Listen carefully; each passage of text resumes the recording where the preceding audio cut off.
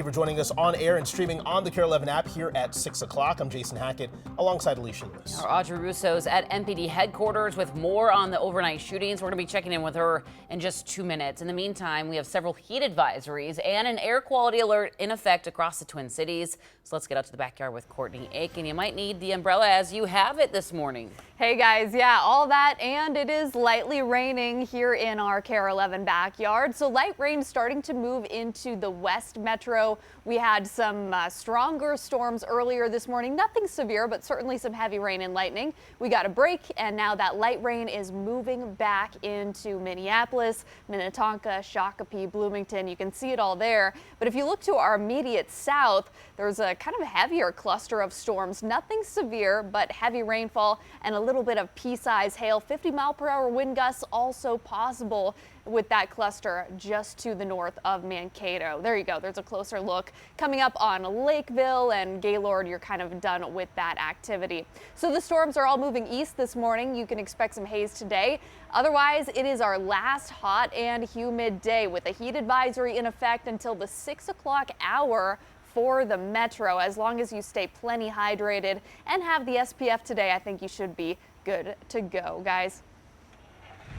Good morning. Let's take a look at your traffic here at 6:01. Hope everyone had a great weekend. This is a look at 494 westbound at Lyndale Avenue this morning. Good to see traffic moving along this stretch here because you might remember we told you about this on Friday that there was that weekend closure between Highway 100 and Highway 77. Just reopened at 5 a.m. So now we see traffic moving along here. Here's a look at the big map. You can see that there are really no concerns out there. I haven't seen any concerns on 511 this morning. Things are moving along just fine here. This little purple that you see right here, that is a closure on 394 eastbound between Highway 100 and 12th Street.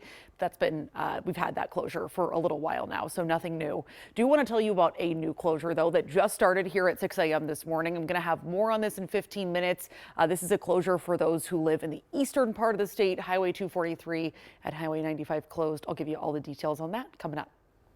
Megan, thank you. Let's get back to breaking news that we've been following out of Minneapolis this morning. An investigation is underway this morning after two mass shootings sent 14 people to the hospital. Let's take a look at this map here. The first one happened early yesterday morning outside of Rain nightclub in Uptown.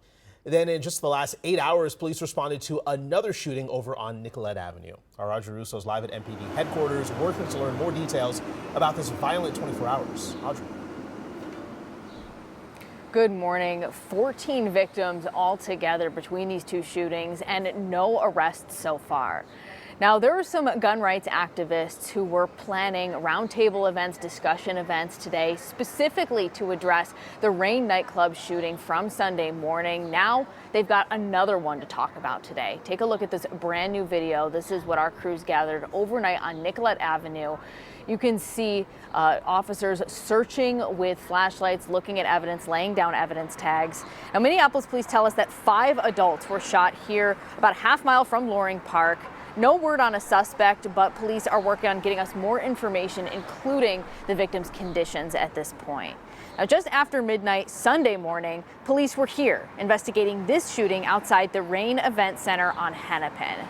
9 people between the ages of 18 and 27 were hurt. 2 people had serious injuries, but they're expected to survive. Now, we found some social media posts showing that the Rain nightclub was hosting a special event Saturday right before the shooting took place. This was a brazen act of violence in a crowded entertainment district where innocent people were placed at tremendous risk. That is absolutely unacceptable. Now, we're a little more than halfway through 2026, and MPD data shows that there have been around 200 calls for shots fired in the Uptown area. Now, that's up compared to last year, all of last year, 2025, when there was just 192 reports. Back to you. All right, Audrey Russo reporting live. Thanks for that update. And of course, we're going to be working throughout the day to get the very latest details on these shootings. As soon as we learn more, we'll update you right here on air and on our KARE 11 app. Just scan the QR code to start streaming for free. While you were sleeping, new burn restrictions went into effect in northern Minnesota counties hit hard by wildfires. The DNR says that restrictions are now at Class 4, which means all campfires and recreational fires are banned. Officials are also limiting most burn permits and restricting fireworks. It impacts Cook, Koochiching, Lake, and northern St. Louis counties. The DNR says this will last until the area gets a good amount of rain. Meanwhile, this morning, fire officials say they're making progress on 15 fires in and around the Boundary Waters. At last check, officials say they've burned more than 74,000 acres in total. Fire crews say the smoke cleared out a bit this weekend, allowing them to hit the fires from planes and helicopters once again. Officials say that, along with extra federal resources, are making a big difference. And as Courtney mentioned, we are under an air quality alert in the Twin Cities Metro this morning. You can see we are in the orange unhealthy for sensitive groups category. Right now in IQ Air, Minneapolis has the 6th worst air quality in the world. Developing right now in the Middle East, the U.S. military says it launched another round of strikes on Iran for a 9th consecutive night. This comes just hours after we learned another U.S. service member was killed in combat. Central Command says the service member was killed in northern Iraq during a controlled detonation of an Iranian drone.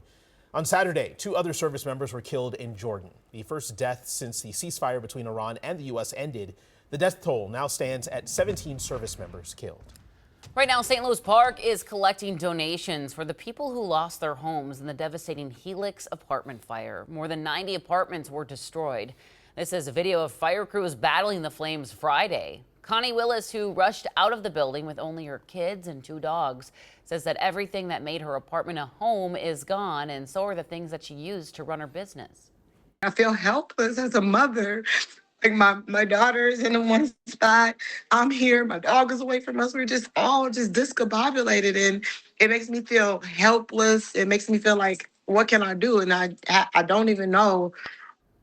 Your heart breaks for her. Connie is staying at a hotel until tomorrow, and she doesn't know where she's going to go after that. We have a list of ways that you can help those impacted on our website, KARE11.com. In just a few hours, some of Minnesota's top Democrats will head to the polls to vote early in the U.S. Senate race. Senator Tina Smith, Congresswoman Ilhan Omar, and Attorney General Keith Ellison say they're voting for Peggy Flanagan. After they're done at the polls, the group will head to First Avenue for the Many Over the Money rally with Flanagan and Bernie Sanders. The Vermont senator endorsed Flanagan for Senate back in November. That rally starts at 5 p.m.